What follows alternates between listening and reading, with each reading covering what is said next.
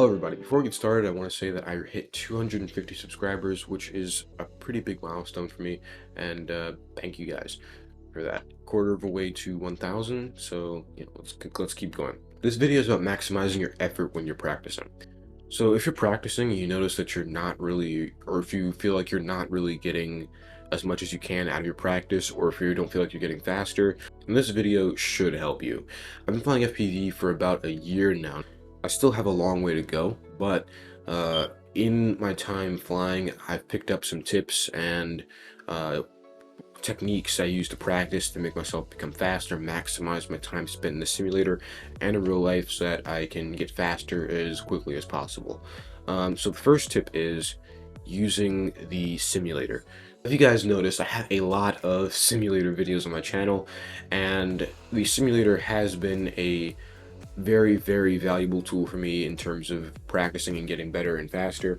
And since I live in a big city and I don't have, very easy access to a lot of space to fly, such as a big backyard, the simulator has been a way where I can get practice that applies to real life very easily, and I don't have to go out and fly.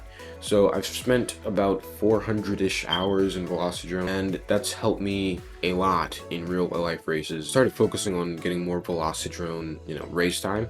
I started placing higher at events and feeling more comfortable with my flying and, doing better overall.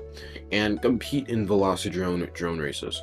Velocidrone has a really big community, as I said before in my video that you can check out here, I think, not here. And because Velocidrone is such a big community, there is a lot of people who host online races.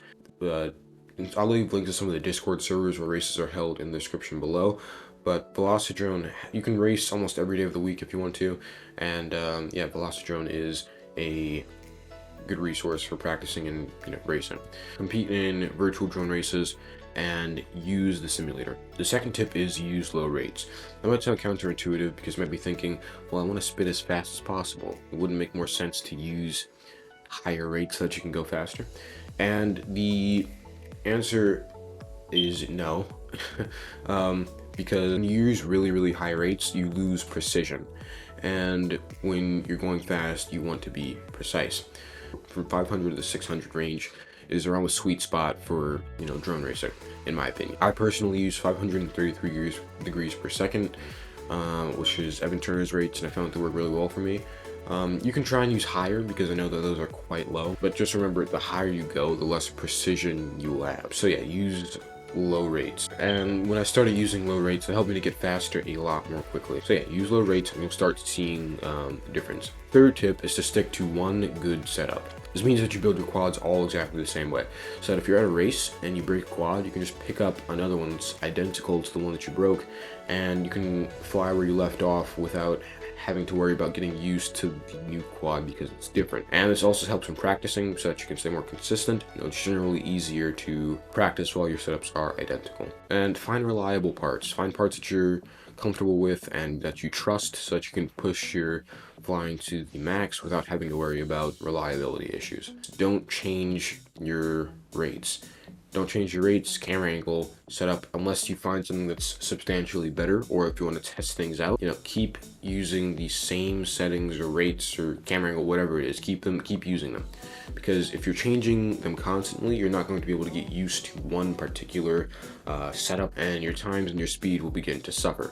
So stick to one set of settings that you're comfortable with and that you know work well for you, and keep using them. Because if you get used to them, you'll be able to get faster and faster on that particular set of settings. The fifth tip is slow is smooth and smooth is fast. I know that it might seem, better to go as fast as possible when racing. And while that is kind of true, sometimes it can be more advantageous to go slow. And if you're slow, then you're smooth. And if you're smooth, then you're fast. Focus on being consistent and placing consistently in races rather than being the fastest person at the race, because if you are fast but you crash out in every lap, it doesn't matter. It doesn't matter how fast you are. And if you slow down a bit and if you try and stay consistent and don't crash out and place consistently each race, then you're gonna start placing higher at events because of that. And that's something that I just recently learned. I tried to go as fast as possible and usually ended up breaking my quads or crashing out during races.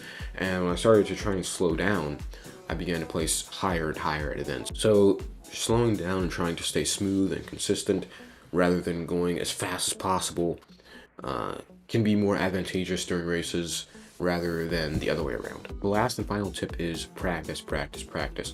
I know the word practice is used a lot in drone racing, but that's because it's true.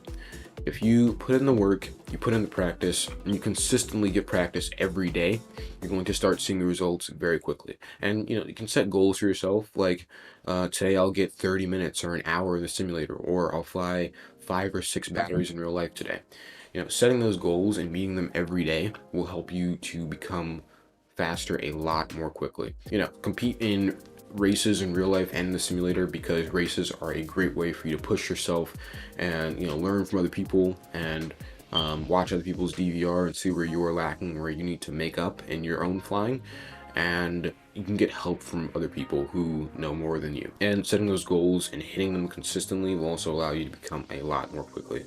I guarantee you, once you hit around the 500 hour or so mark in the simulator, you're going to become fast enough to compete with 90% of people if you consistently get those 500 hours over a period of time. Practice as much as you can and do it consistently, and you'll start getting faster very quickly. All right, that's the end of the video. Thank you guys for watching. Yeah.